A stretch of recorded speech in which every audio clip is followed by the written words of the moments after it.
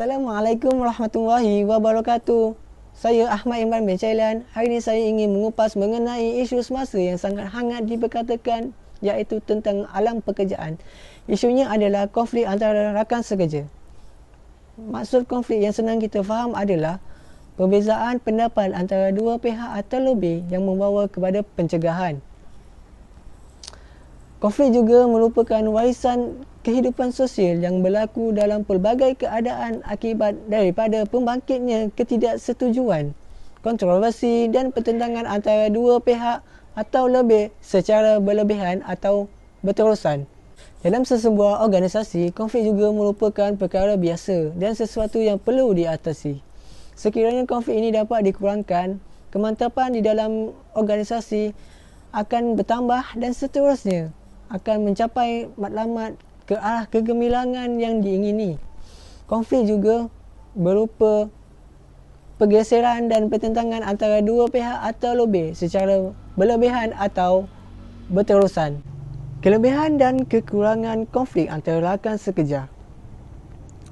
Ada yang menyatakan bahawa konflik ini adalah perkara negatif dan boleh menyebabkan kerosakan dalam sesebuah organisasi. Namun, konflik sebenarnya boleh memberikan manfaat kepada semua orang atau organisasi. Sebagai contoh, pengembangan konflik yang positif boleh digunapakai oleh organisasi bagi membaik pulih kelemahan yang ada. Untuk menangani konflik dengan berkesan, kita mestilah mengenal pasti dan mengetahui terlebih dahulu kemampuan diri sendiri dan juga pihak-pihak yang terlibat. Ada 3 kaedah yang berkesan yang kita boleh gunakan untuk mengatasinya. Yang pertama, kita mestilah muhasabah diri sendiri. Yang kedua, kita mestilah membuat penilaian terhadap pihak-pihak yang terlibat. Yang terakhir, kita mestilah mengenal pasti punca konflik tersebut. Hai, okey, terima kasih kepada kawan saya Imran tadi. Okey, dalam satu surat khabar, Dr. Mazli Malik pernah cakap bahawa 4.4% daripada 48,285 guru di Malaysia ni mengalami stres tahap sederhana. Macam kita tahu, stres ni memang satu benda yang masalah mental lah kita. Okey, aku kat sini bukan nak cerita pasal stres, tapi aku nak cerita punca terjadinya stres kat Malaysia ni. Antara salah satu punca dia adalah konflik rakan sekerja. Kalau rakan sekelas tu aku lah tu. Okey, rakan sekerja, konflik rakan sekerja ni macam yang kita tahu, kebanyakan pekerja dia akan mengalami konflik ni. Sebabnya dalam satu organisasi ataupun satu syarikat tu ada banyak kepala. Dalam banyak kepala tu mesti ada perangai gila-gila, perangai yang macam-macam perangai lah.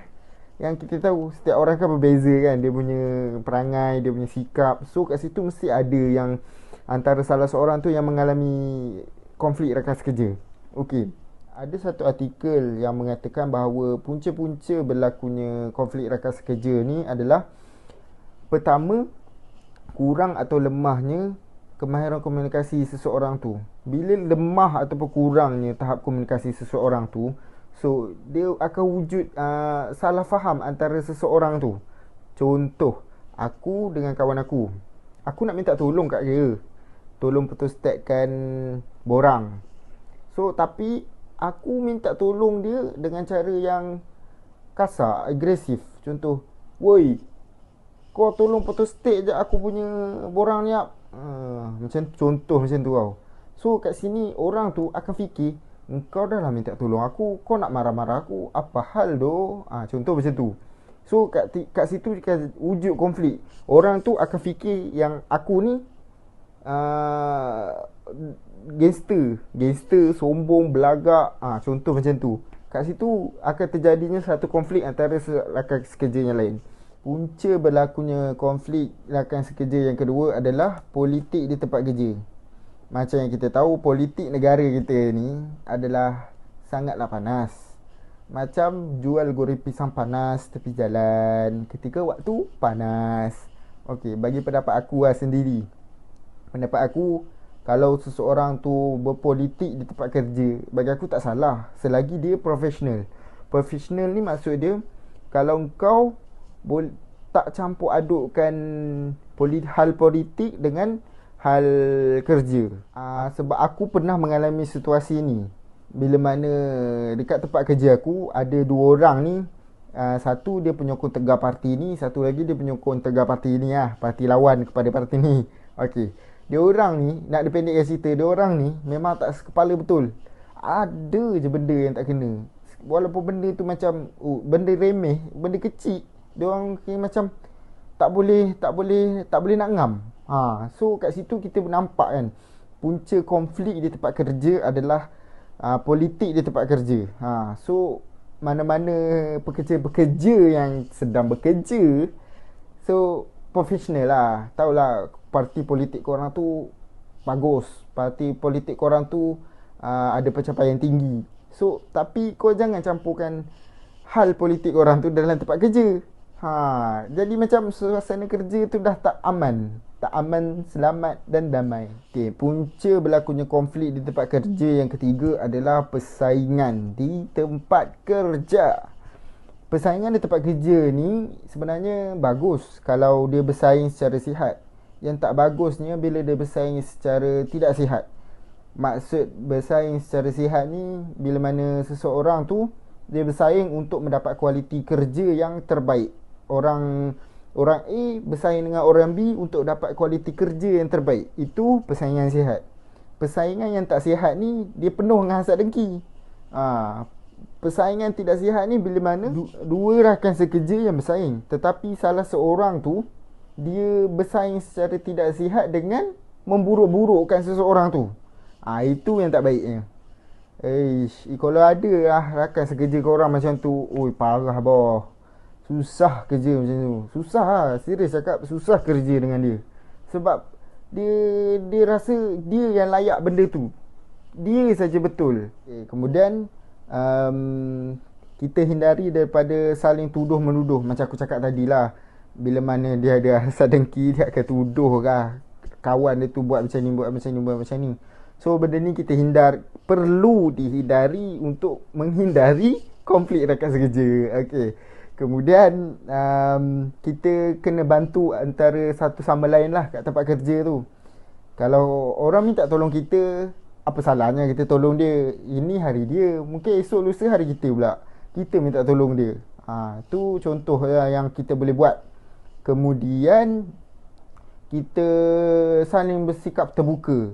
Terbuka ni maksudnya macam aku cakap tadi, berfikiran terbuka, terima apa yang baik, bukan terima apa yang jahat. Kita terima yang, kalau orang nasihat kita, kita terima. Kita tak boleh nak marah dia. Sebab kadang-kadang kita tak sedar apa salah kita. Orang lain nampak salah kita, kita tak nampak salah kita sendiri. Faham tak? Dia macam tu. Lepas tu last sekali, bersaing secara sihat, bukan tidak sihat. Okey, kat sini kami ada juga buat interview secara online. Sebab sekarang kan musim PKP, so kita kena ikutlah arahan kerajaan dan SOP yang ditetapkan. Stay safe guys. Okey, responden kami ni dia seorang engineer daripada sebuah syarikat yang terkenal lah di Malaysia ni. Syarikat dia buat barangan elektronik. Kita perkenalkan Tuan Muhammad Sharifuddin. Dia ni pernah mengalami konflik rakan sekerja lah waktu dia bekerja sebagai engineer ni. Okey, kita dengarkan interview tu. Zoom.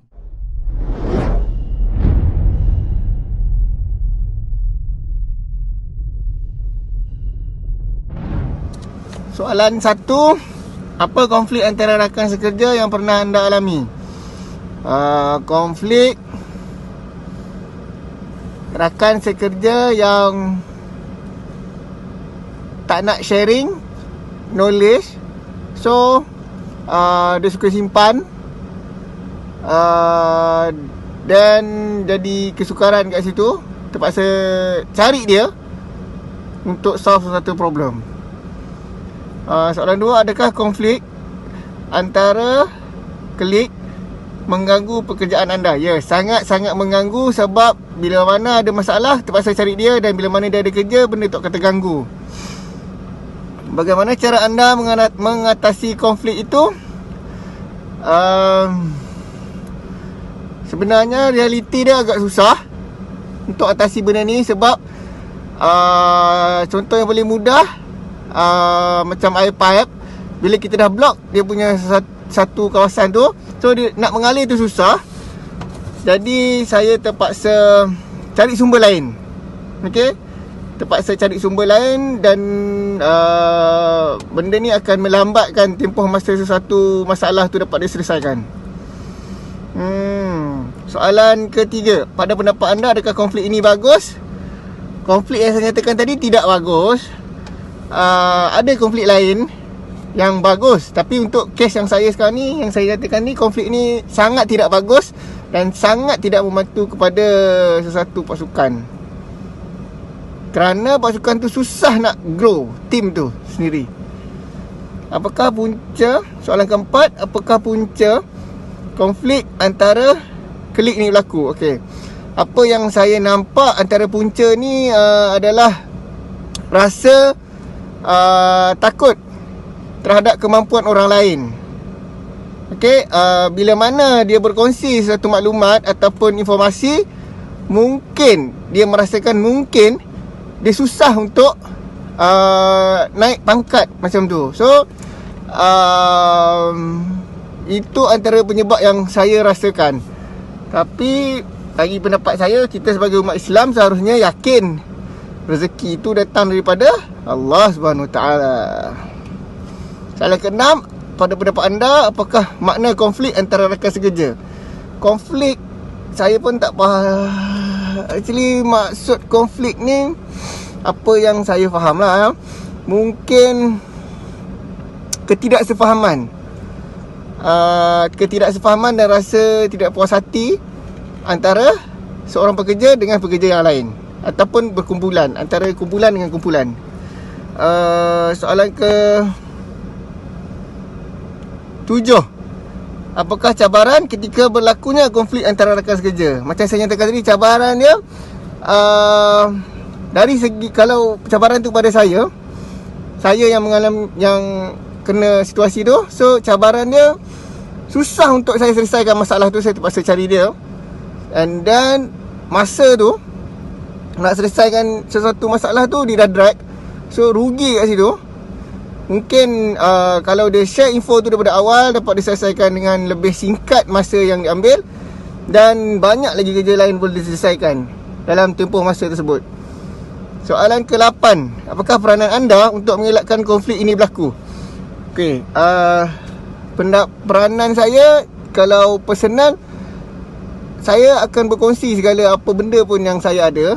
Makna kata segala informasi yang berkaitan dengan contoh pekerjaan.